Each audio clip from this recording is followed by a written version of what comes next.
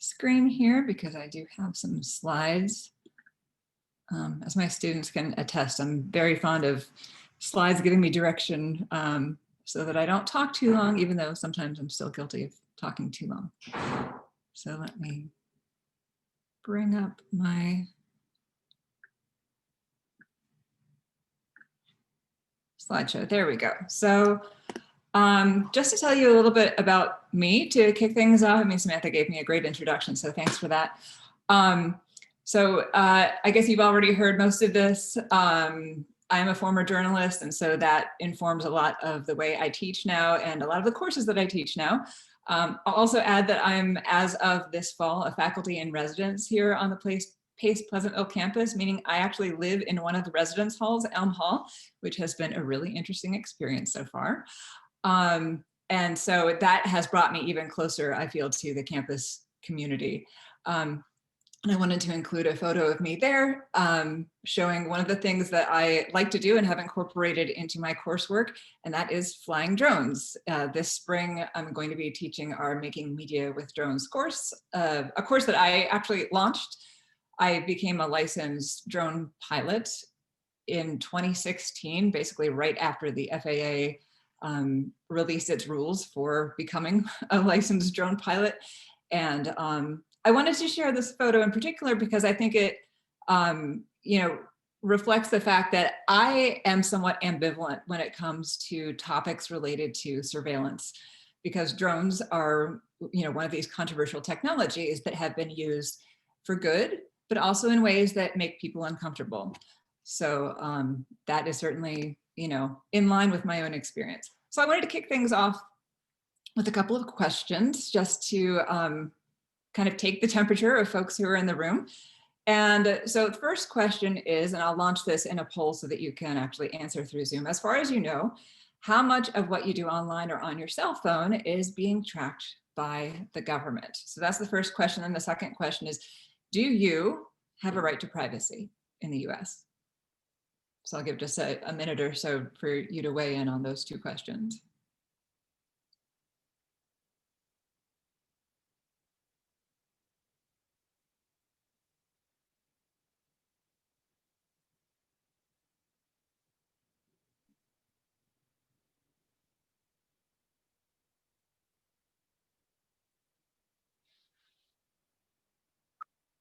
It looks like most folks have voted, so maybe we can go ahead and close the poll and show what people thought.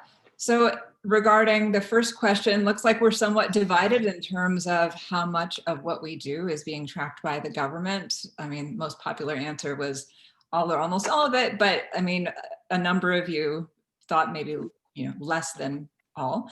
And then the second question, do you have a right to privacy? And everyone said yes, 100%. So looks like we're pretty much in agreement there. Okay, so maybe to your disappointment, I'm not going to have a definitive answer for you to the first question, but I will share with you the results of a similar question that was asked last year by the Pew Research Center, which does a lot of media-related research, has done some research as well on technologies associated with surveillance, social media, et cetera. So this poll, I think, also reflects some of the uncertainty that we collectively felt about how much of what we do is being tracked. And I think that's revealing that, we don't know, and the fact that we don't know can make us uneasy. Regarding the second question, do you have a right to privacy? We were all in agreement. And of course, there are numerous privacy laws out there at the federal and state level. But when we hear about the big cases involving debates over our right to privacy, the Fourth Amendment often comes up. The right of the people to be secure in their persons, houses, papers, and effects against unreasonable searches and seizures shall not be violated, and no warrant shall issue but upon probable cause, supported by oath or affirmation, and particularly describing the place to be searched and the persons or things to be seized. And I bolded a few words, as you can see, in the Fourth Amendment, really to call attention to things that are often in contention what counts as an unreasonable search? What is probable cause? And particularly, how particular do we have to be when we're describing the place to be searched, or when law enforcement or whomever is describing the place to be searched? So even though it's clear that, yes, we have a right to privacy, sometimes when it gets into details, there can be points of disagreement. So I wanted to split up my talk into 3 different sections. First, talking about the idea of the panopticon and why it is that a lot of people are talking about this 18th century idea in regards to digital technology today. And then I want to get into mobile technology, specifically what are sometimes called affordances, the things that it allows us to do that we couldn't otherwise do, but also the increased capability of us feeling maybe that we're being watched more and more. And then finally, I want to end things with some practical advice. If you are concerned about digital privacy yourself, what are some steps that you might be able to take to help protect more of your personal information? So the panopticon, this concept was introduced by the English philosopher Jeremy Bentham, who proposed this design of prisons as a way that would most efficiently monitor prisoners. The idea that you built your prison in a circle, and in the middle of the circle you had a watchtower. And it was designed not only to allow for the smallest number of prison guards to, the largest number of prisoners, but it was also about visibility. The idea was that, yes, you would, by rotating around the watchtower, have a view into any particular cell. You also didn't even necessarily have to have someone in the watchtower, because the prisoners could not see inside the watchtower. They didn't actually know when they were being watched and when they weren't being watched. So you actually didn't have to have anyone in the watchtower at all. The idea that there was the possibility that you were being monitored was enough to control behavior. So that goes to this idea, the more strictly we are watched, the better we behave. He proposed this idea as something that was uplifting, that would help prisoners be better because they felt like they were constantly being watched. So jump ahead to the present day. I mean, certainly there are examples that that we might bring up about the feelings of being watched, and times that we've become more aware of surveillance because of government leaks, et cetera. But I wanted to touch upon some ways that anyone might be able to get some more information about government surveillance. And one way is through the Freedom of Information Act, which is a federal law. There are similar laws at the state level that allow us to request information about what our government is doing, with some limits on that. So for instance, issues related to national security, often that information will not be available to you. But the FBI, as you might imagine, is one agency that gets a lot of Freedom of Information Act or FOIA requests. And so if you are curious, one thing that people do is make a FOIA request to the FBI for one's own personal file. If there is one. I mean, there may not be one, but sometimes people have been surprised about what information the FBI might have on them. So if you especially have, gone to a protest or been somewhere else where you felt like there might have been a surveillance presence, then making a FOIA request to the FBI may illuminate that for you. You can make this kind of FOIA request about yourself and also for people who have died. So this is a very common thing for a certain segment of journalists whenever famous people die, to FOIA their FBI file and just to see if one exists. And there have been some surprises. This actually, since I'm a journalist, I'm interested in journalists, this came from the FBI file on Mike Wallace, the longtime 60 Minutes journalist. And so it turned out that there were some records kept on him. And Walter Cronkite as well. The lower example there is from Walter Cronkite, and in particular, a trip that he made to Cuba. So you never know what information might be in there. We also know over the last several months that there have been instances, controversies over surveillance of protests, Black Lives Matter protests. So for instance, the FBI still has in its files this label of what it calls Black identity extremists.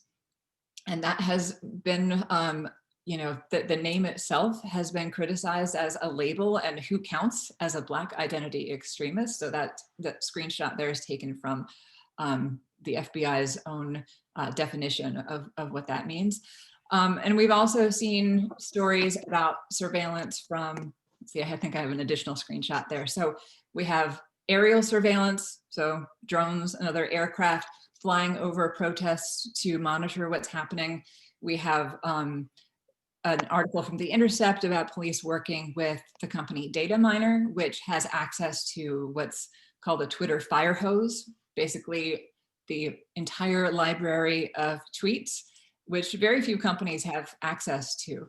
And so this company Data you know, on the plus side, there have been examples of Data working with law enforcement agencies and journalists to alert them of breaking stories, situations that require, you know, an immediate response whenever possible.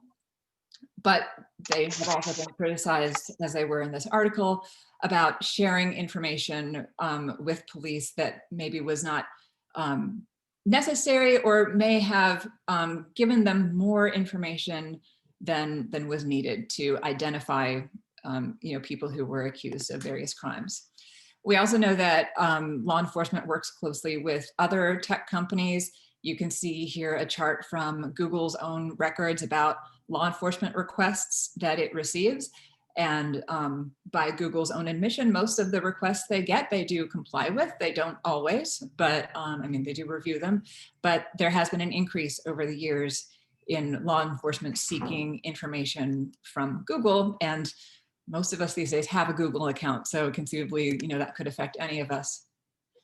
We've also heard more about the Internet of Things. And if you haven't heard this term before, it basically includes smart devices that are increasingly present in our homes, right? Like things like Alexa, Echo, the Ring doorbell, which Ring has cooperated with law enforcement agencies in terms of facilitating access to videos that, that anyone who has a Ring is able to capture.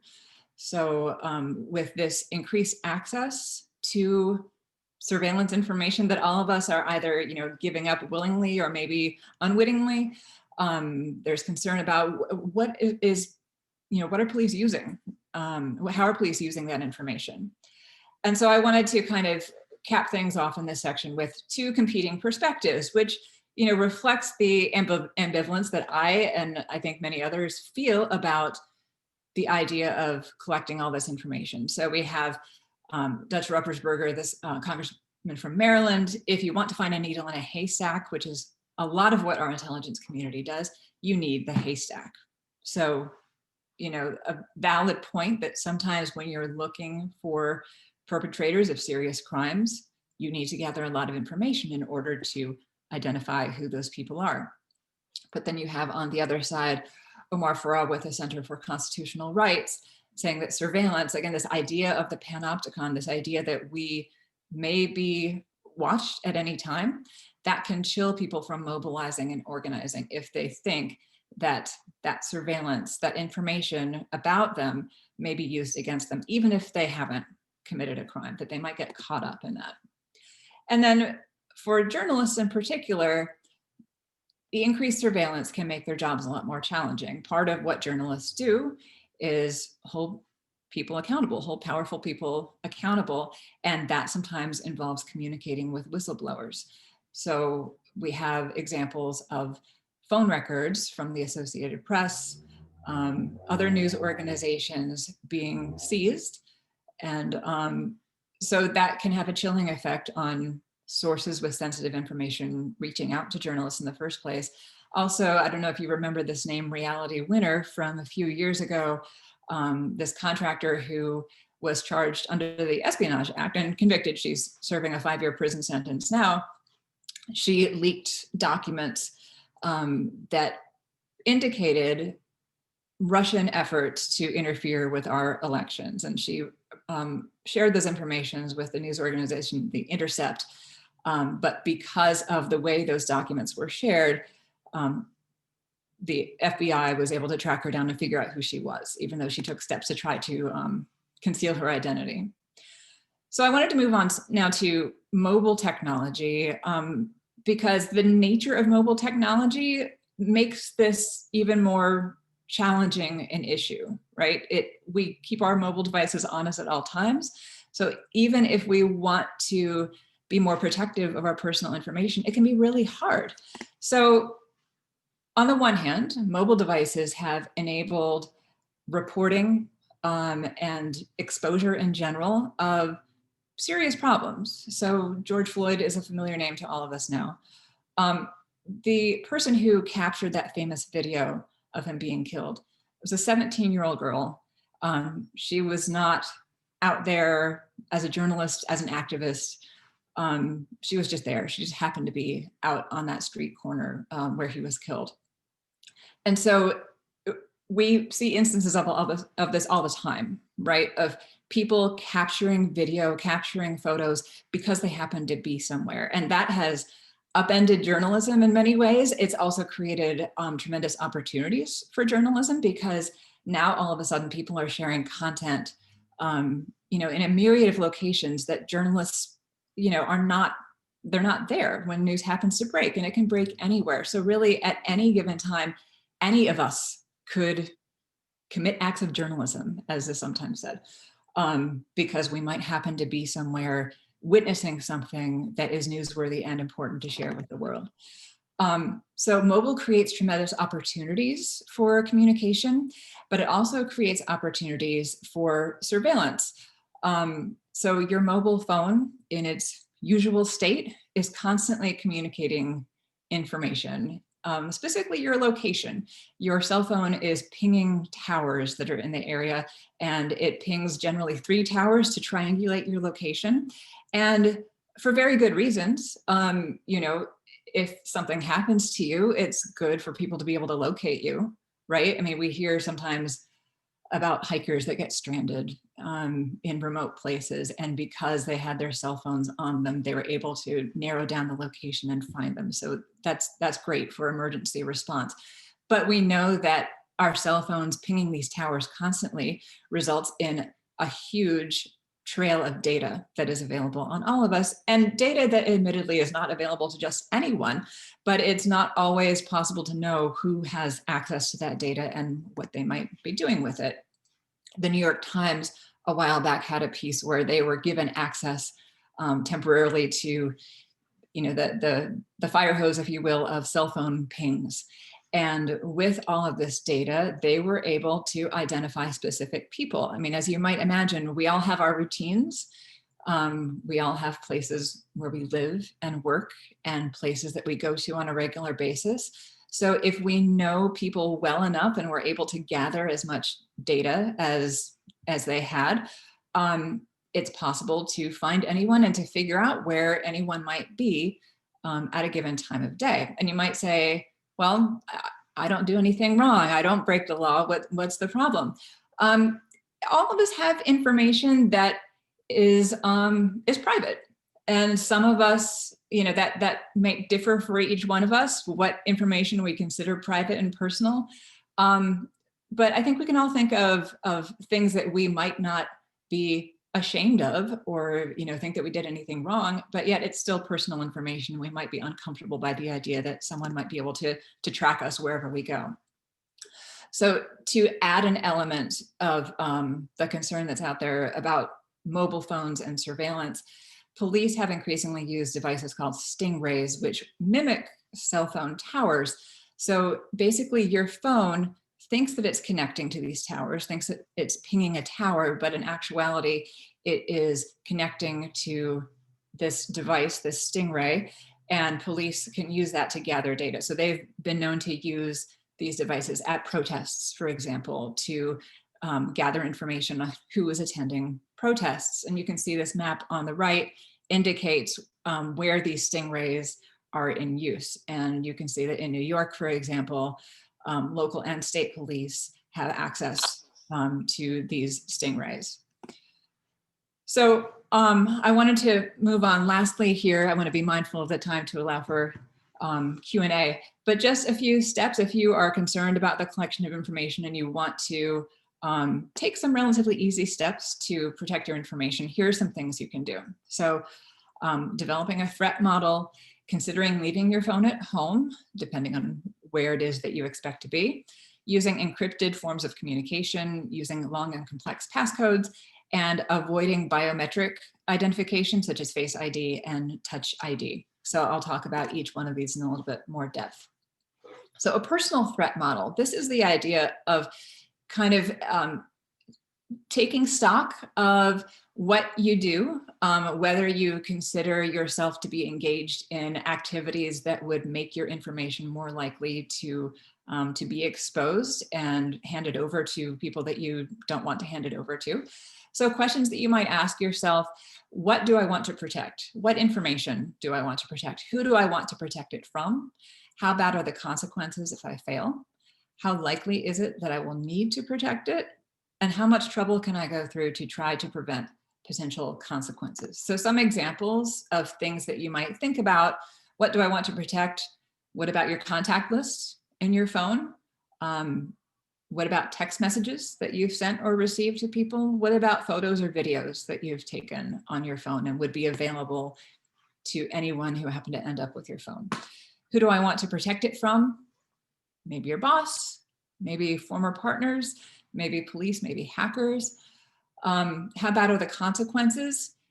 Would the consequence just be, oh, I had these great photos and now I miss them? Or are the stakes higher than that?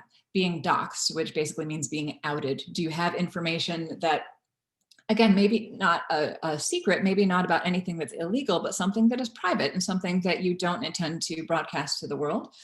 Are you worried about being defrauded because of the personal identification, identifying information that you have on your phone? How likely is it that I will need to protect it? So factors that you could think about, how badly do other people want this information and what can they do with it? And how vulnerable are the particular communications channels that you use? How often are you connecting to Wi-Fi and unsecured Wi-Fi versus using your home network, for example?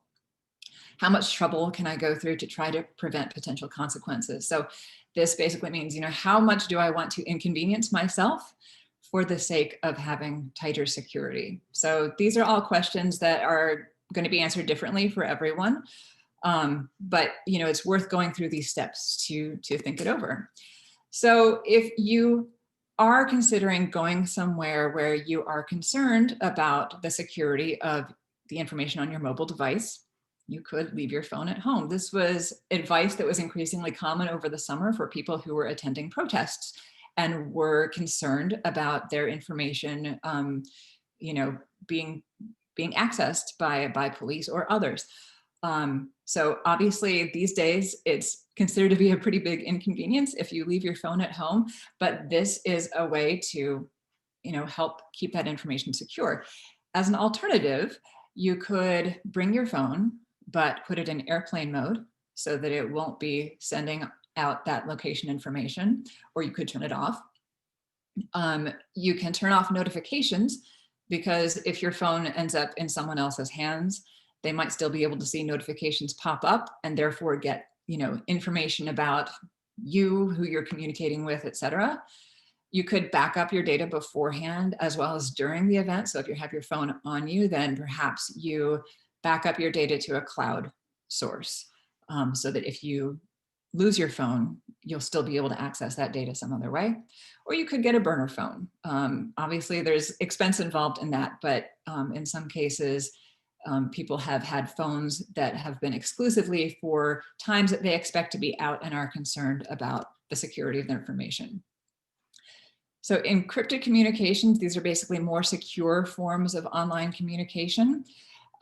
Many journalists who do more sensitive work, such as talking with whistleblowers or others who are concerned about their security, have secure channels set up using apps such as Signal that are more protected than other channels. So sources feel more comfortable using those kinds of channels to communicate sensitive information to journalists. On your own devices, you might consider using long and complex passcodes. If you have an iPhone, for example, that's a screenshot of my iPhone there.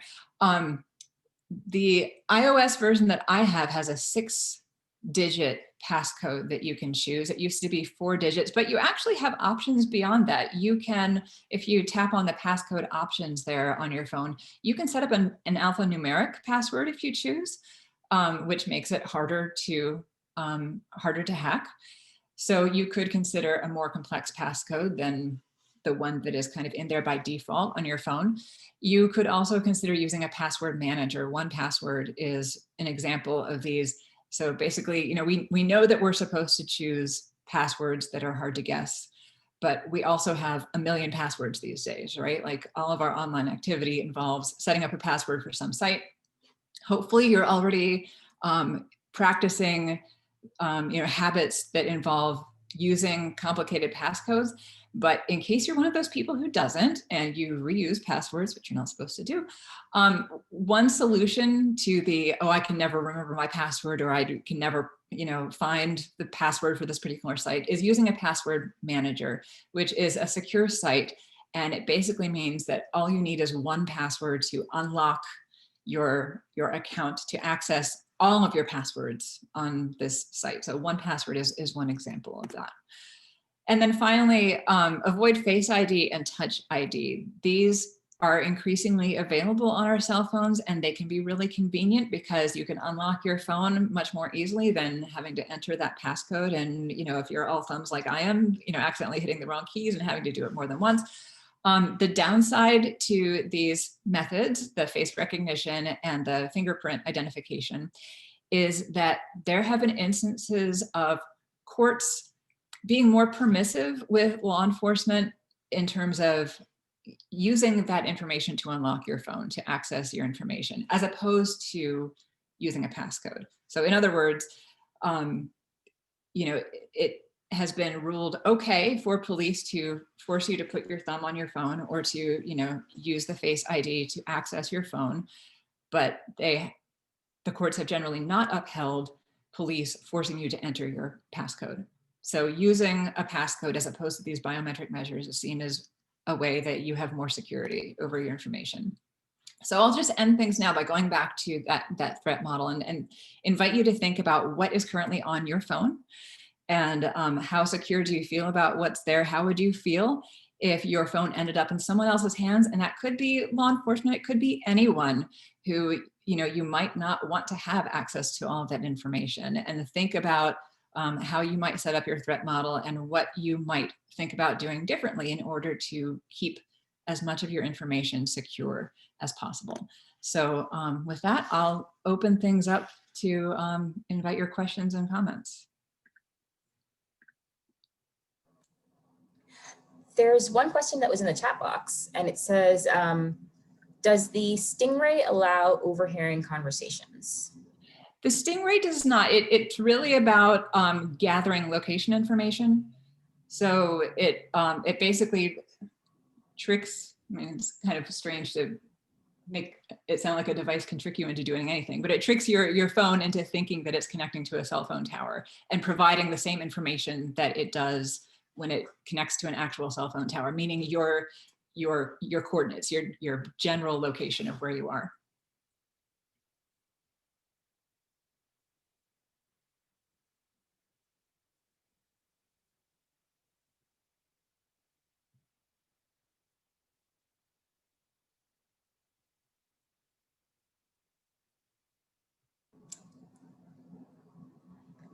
Any other questions?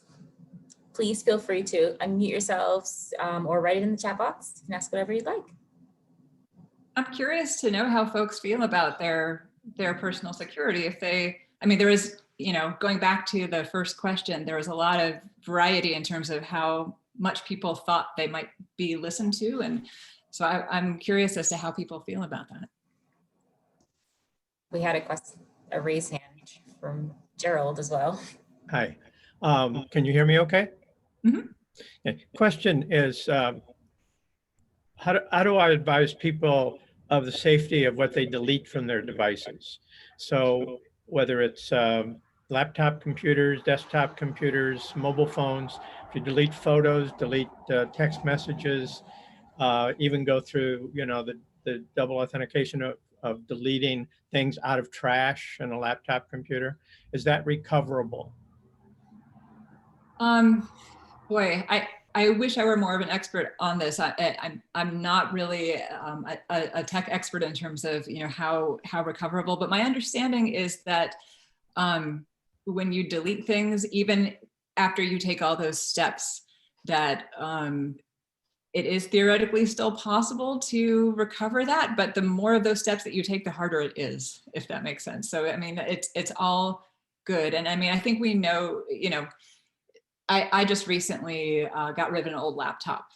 And so that was something that I certainly thought about, right? Like you're handing over this old laptop, you do what you can to follow the steps that they tell you to go through to erase your information. So, I think that there are more accepted standards than there used to be about the lengths that you should go to do that.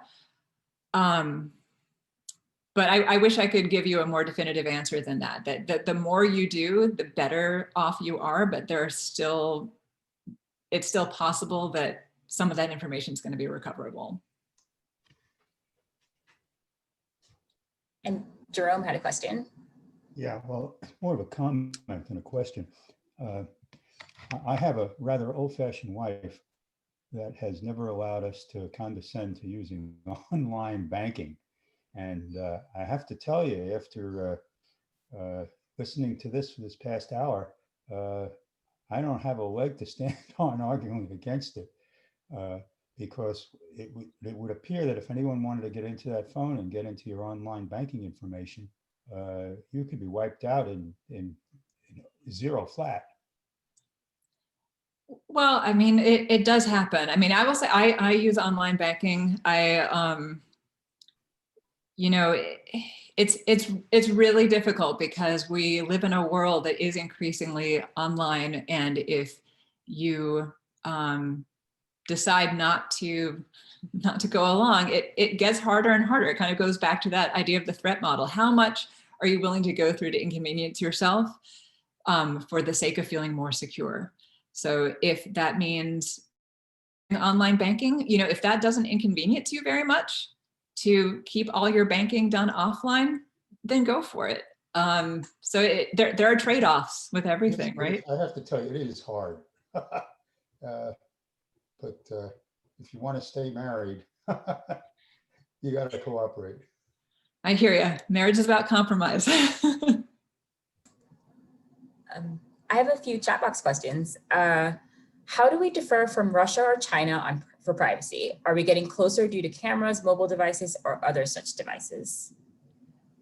Boy, that's a really great question. It's hard to compare. I mean, it's hard in the first place to know how much we're being monitored in the US. So to try to compare us to other countries is pretty difficult. But I would say, in general, what I tell people is you're probably being watched more than you think. There are cameras everywhere. I mean, you might notice that if you watch the news and there's a story about a crime, and especially if police are still looking for the person who committed the crime, if it was a robbery or something, there's almost always surveillance video, right? That's an indicator, I think, of how pervasive cameras are. If you are walking in a public place, in a commercial district, there are often going to be cameras capturing your movements. Now, in most cases, that footage is not going to be accessible to anyone, certainly anyone you'd never know it, but the recordings are there. And so, I think that a lot of information is being collected about us, and we just don't hear about it often. And until it happens where someone gets caught up in, a controversy over the data getting used for not so great purposes, or sometimes there are cases of mistaken identity because, surveillance video doesn't always give us a positive identification of specific people. if we don't hear about that, then we just kind of go through life not thinking too much about it. And then we have, are old flip phones as vulnerable as the newer, more sophisticated ones? I would say in general, again, I'm not really a tech expert on this, but in general, the newer your phone, the more secure it's going to be. At some point, the older phones, the operating systems, you know, as they update, they're supposed to get more and more secure. So if your phone is old enough that it's not able to keep updating, then that might be something to be concerned about, because over time, they're supposed to be fixing more and more of these vulnerabilities that allow people access. And so Mike wanted to know if we can get a copy of the PowerPoint for the presentation, and then to comment that the O.J. Simpson car chase, they used his cell phone to find his location. Ah, yeah, I didn't remember that about that case at the time, but I remember the OJ car chase vividly. It happened to have taken place on my birthday. So I remember hanging out with friends and, thinking we were just going to have fun for my birthday. And instead we were glued to the TV when that was all happening. Yeah, I mean, but I definitely have vivid memories of watching the news and seeing that overhead shot of the white Bronco, right? As he drove around. So, yeah, and I mentioned at the beginning that I'm a drone pilot and I'm interested in drones. Police increasingly are using drones as well, and there are different rules for law enforcement use of drones compared to those of us regular folks, either hobbyists or people who fly them professionally for news organizations, or the real estate industry uses drones a lot. I don't know if you've noticed, if you see like houses for sale, then often they're drone shots. So we don't always know a lot about that. In fact, I have a lot of public records requests that are still out at this moment because I sent out a bunch of requests to police departments around the country to find out to what extent they were using drones. But that's not always easy to know either. I mean, drones are getting smaller and smaller and quieter and quieter. I was just flying one of our new drones last week to test it out. So it can be harder and harder to know if one of those is overhead. If I turn off location services, can I still be found because I can still make and receive phone calls? Yes. Yes. Location services helps prevent some tracking, but in terms of the pinging of towers, that still happens. Yeah. Then we have, do these public cameras also pick up sound, which is a big problem? Yeah, not always. A lot of the surveillance video and also drone video, I should say, does not include sound. But that is a huge problem. Sound is something that I am really interested in as well. My journalism career was in radio. I worked in public radio. And so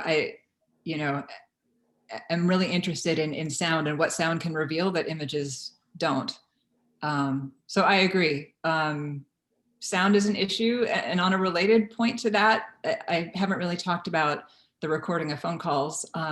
You may or may not be aware that wiretapping laws differ from state to state.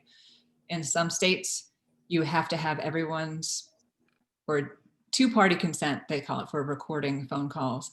But in some states, you only need one person's consent. And New York is actually one of those states. Most states are only one-party consent states, meaning if I call you and I want to record the conversation, I don't need to tell you.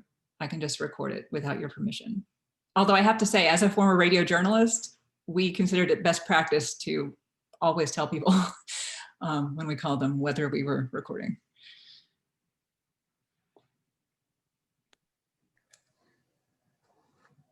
Any other questions, comments?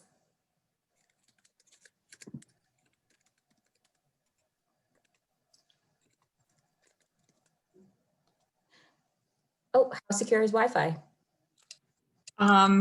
It depends. Some Wi-Fi is more secure than others, but I am definitely in the camp of if you are on Wi-Fi, meaning if you're out somewhere like in a coffee shop Are any of us still going to coffee shops these days? I don't know. In the hypothetical future, when we're going out and hanging out all the places that we would like to be hanging out at, I would say be more cautious about their Wi-Fi than the Wi-Fi that you might have at work, or like our Pace University Wi-Fi. I'm more confident in the security of that Wi-Fi than if you're just out somewhere. So, you know, should you avoid it entirely? It kind of goes back to that idea of the threat model. It depends on how sensitive you feel about your information, but certainly I would avoid conducting certain activities on an open Wi-Fi. Like that is not where you would do your online banking, if you do online banking. You know, so those types of activities, I would definitely recommend doing that at home.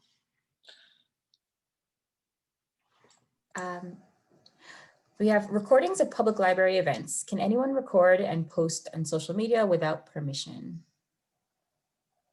Recordings of public, so as in if the library is holding an event, is it okay for that to be recorded and posted? Okay. Yes. So when it comes to an event like that, I am hoping that at the beginning of the event, they announced that it was going to be recorded. If they did not announce it, I mean, that's, you know, that there are legal issues and there are ethical issues. I think, you know, I'm not a lawyer, so I can't speak to, you know, to what extent it would be a legal issue for them not to have announced it and then post the recording afterwards. But from an ethical standpoint, I think it's always good to be to err on the side of caution when recording things, you know, that you plan to then release in a public forum, and that would include social media. It can get tricky. I mean, I think increasingly people's expectations of privacy, expectations are changing. I mean, I certainly feel like with the students I teach that there are certain things that they just accept and they think are, you know, they expect that their friends might be posting videos of them on social media and they don't seem overly surprised when it happens. But those of us who are a bit older might see that as more of a violation, and you know, you should have come to me first and asked my permission before doing that. How about who are attending? I'm not sure about the question. Oh, people who are attending recording the meeting. Yeah, again, like a library is an example of a space that can be considered there are instances where we can be in public, where the courts have said, if you're in a public place, you do not have a reasonable expectation of privacy. So, you know, if I'm walking down the street, if I'm sitting in a public park, the courts have generally ruled that I should not expect people to refrain from photographing me if they want, right? Or recording me if they want, because you're in a public place. The courts have said you're in public, you should know what you're getting into, basically. But still, that doesn't mean that it feels like less of a violation if you see somebody hanging around taking photos of you, right? That can be really unnerving. But it happens. And, you know, public libraries, I think, would probably fall under that category, even though they're in a physical building as opposed to being outside. If it's a public place, then it's a public place. And the courts have found that people do not have a right to privacy, basically, in those spaces. What you do in public is public.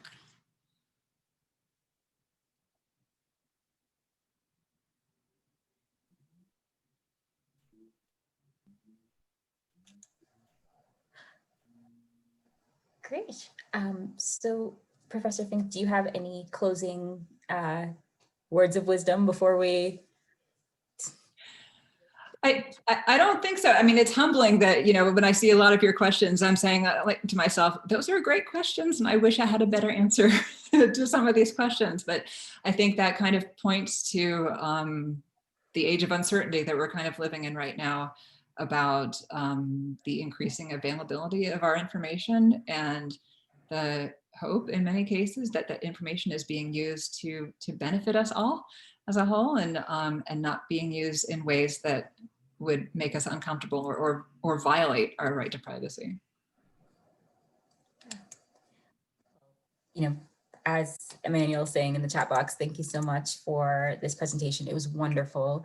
We really appreciate you doing this for us. Our alums love being able to feel like there is a space for them to have conversations that they wouldn't necessarily have in everyday life. So I hope you all got a little bit of that as well. This is the last for the semester, but we'll be back next semester, which starts at the end of January. So we'll have a whole slew of new fun topics to talk about. So thank you so much, Professor Fink, and thank you all for spending your afternoon with us. And the copies of the slides. I can give those to you, Samantha, if you want to handle that. Sure. Yes, and I'll be sending everybody a thank you email, so I'll include that in the thank you email. All right. Thank you all so much. Bye.